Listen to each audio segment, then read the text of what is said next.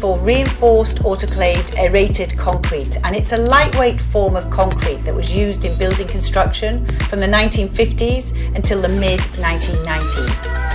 Problems with the strength and durability of the material mean that some buildings may pose a threat to safety, and nothing is more important than the health and safety of children and staff.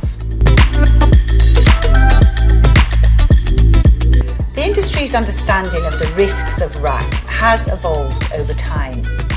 Local authorities and multi-academy trusts are the bodies responsible for the safety of school buildings, but we've been working with them helping schools and responsible bodies to manage the risks of RAAC since 2018.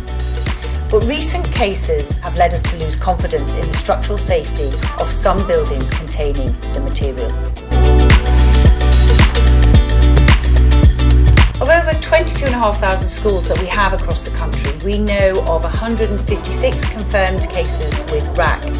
52 of those schools, there are mitigations already in place, and the remaining 104 have been recently contacted to start work on site. We're working to make sure that there is minimal disruption to education. The vast majority of settings will remain open for face-to-face learning from the start of term. For those settings that are affected, we will provide capital funding for essential work to remove any immediate risks, and where necessary, will provide temporary buildings. This will be fully funded by the Department for Education. We'll assign a dedicated caseworker to each setting who will help to assess the site's particular needs and assist with putting mitigations in place. We've contacted schools and education settings with advice to vacate spaces or buildings known to contain RAAC. The schools impacted by this issue will contact parents to let them know if there is any change to the start of term.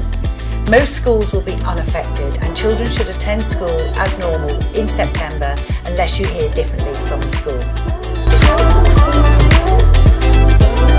So my key message to parents, students and teachers is that the vast majority of you will not be affected by this new guidance at all.